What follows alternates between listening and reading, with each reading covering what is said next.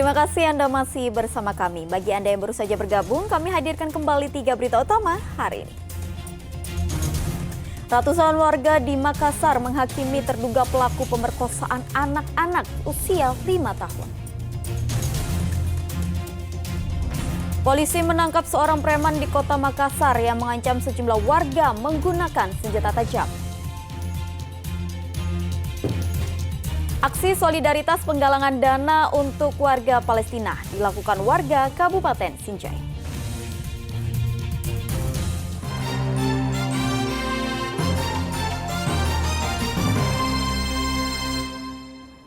Seorang pengendara sepeda motor tewas terlindas truk kontainer saat melintas di Jalan Poros Maros Pangkep di Kabupaten Maros. Korban meregang nyawa setelah sepeda motor yang dikendarinya terjatuh usai menabrak papan proyek perbaikan jalan. Amri, seorang remaja berusia 16 tahun warga asal desa Salendrang Maros, tewas setelah terlindas truk kontainer di Jalan Poros Maros Pangkep, Kecamatan Bontoa, Kabupaten Maros. Korban yang tergeletak dengan posisi tengkurap mengalami luka parah di bagian kepala. Kecelakaan maut ini sontak menghebohkan warga maupun pengendara lainnya hingga sempat menimbulkan kemacetan panjang di lokasi.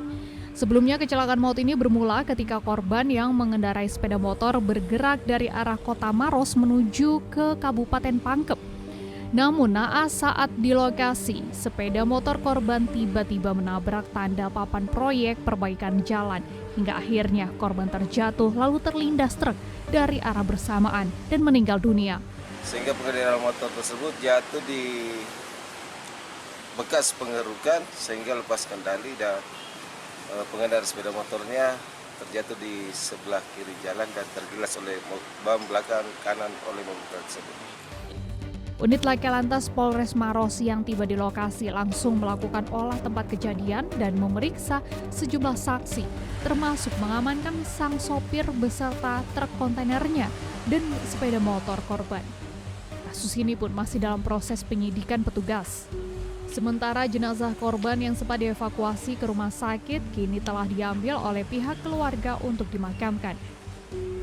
Raisa Abu melaporkan dari Kabupaten Maros. Pemadaman listrik bergilir dari PLN berdampak pada pengusaha UMKM di Kota Makassar. Akibatnya pengusaha kue harus membatasi pesanan kue sebanyak 25% dari hari biasanya. Sementara PLN pun menargetkan akhir tahun ini pasokan listrik di Sulawesi Selatan kembali normal. Usaha kue tradisional di Kota Makassar merasakan dampak buruk dari pemadaman listrik oleh PLN. Sejak pemadaman rutin terjadi beberapa pekan lalu, pembuatan kue tradisional tersendat. Pengusaha kue yang biasanya memproduksi kue setiap hari kini harus mengakali produksi kuenya dengan membatasi pesanan. Pasalnya alat-alat pembuatan kue seperti mixer, oven, dan freezer tidak bisa dipakai jika listrik dipadamkan oleh PLN. Apalagi pemadaman berlangsung berjam-jam hingga proses produksi kue harus dihentikan.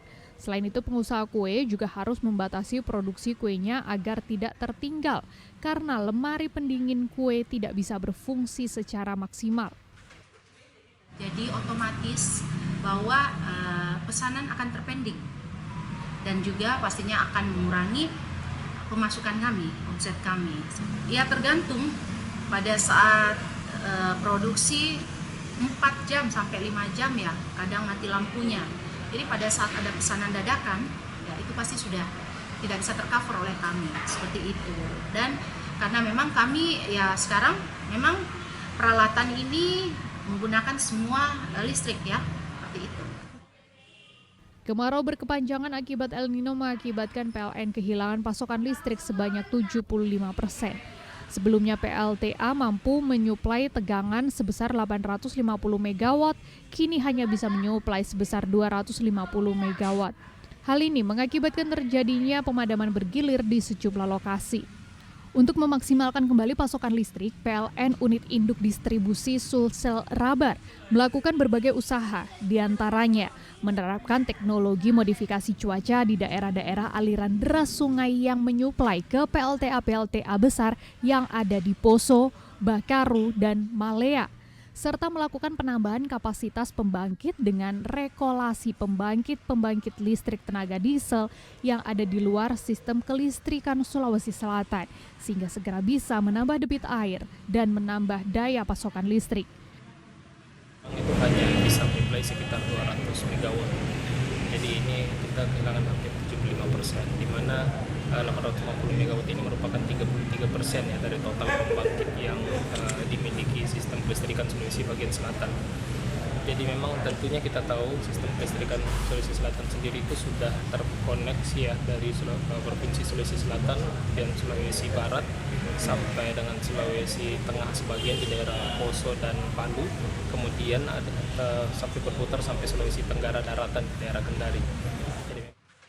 Akibat El Nino berkepanjangan ini tidak hanya mempengaruhi pembangkit listrik tenaga air, tapi juga mempengaruhi pembangkit listrik tenaga bayu. Dari total 140 megawatt hanya bisa menyuplai sekitar 20 megawatt. Pihak PLN pun berjanji sebelum akhir tahun ini sistem kelistrikan di Sulawesi Selatan bisa segera normal. Raisa Abu melaporkan dari Kota Makassar. Jutaan batang rokok ilegal dan minuman keras impor senilai 2 miliar dimusnahkan di kawasan Pelabuhan Nusantara Parepare. Rokok dan miras impor ilegal ini disita dari berbagai daerah yang ada di Sulawesi Selatan dan Sulawesi Barat selama 2023.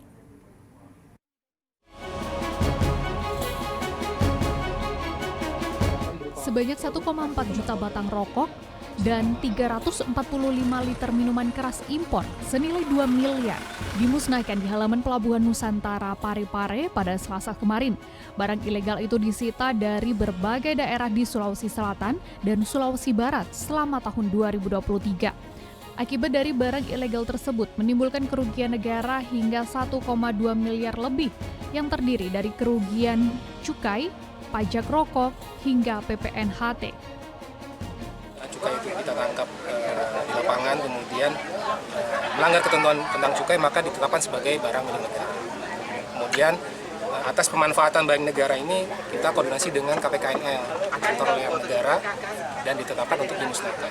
Nah, di sini kita sangat penting untuk menindak karena kita berharap dengan tindakan ini pabrik rokok yang legal yang ada di seputaran Sulawesi Selatan bisa terjaga kontribusinya terhadap penerimaan negara terhadap cukai seperti itu. Sejumlah pemusnahan rokok ilegal tahun ini meningkat dibanding pemusnahan rokok ilegal tahun 2022.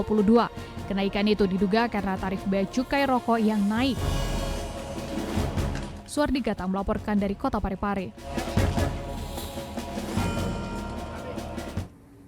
Aksi solidaritas penggalangan dana untuk warga Palestina dilakukan warga Kabupaten Sinjai. Donasi yang terkumpul akan diserahkan kepada lembaga resmi yang selanjutnya didistribusikan ke Palestina.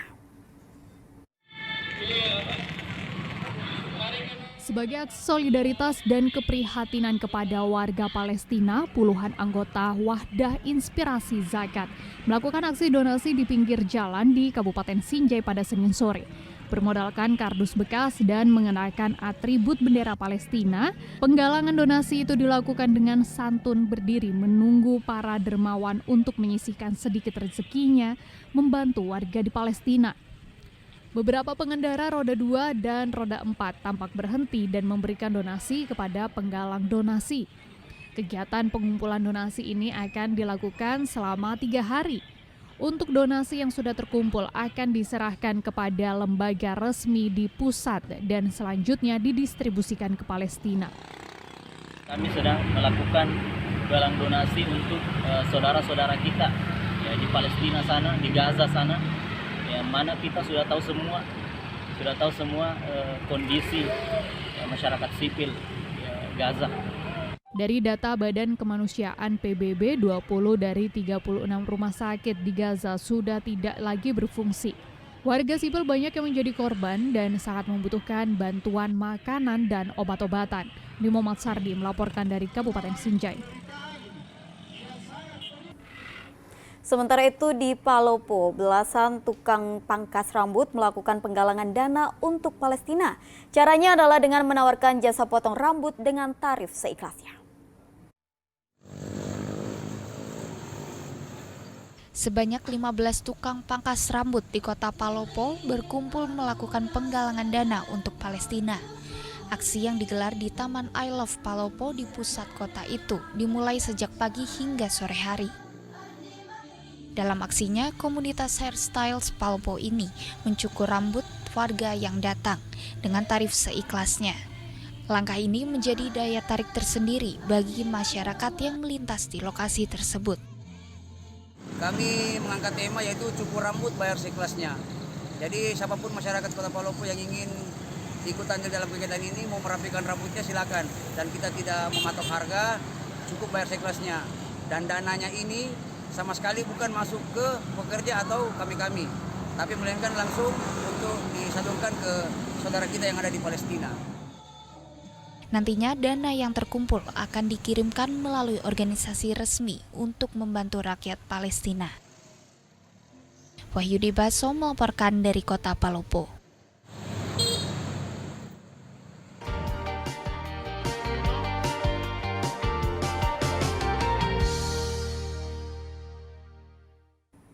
Informasi tadi mengakhiri jumpa kita hari ini. Atas nama rekan yang bertugas, saya Tabita Putri mengucapkan terima kasih atas kebersamaan Anda. Selamat beraktivitas dan sampai jumpa.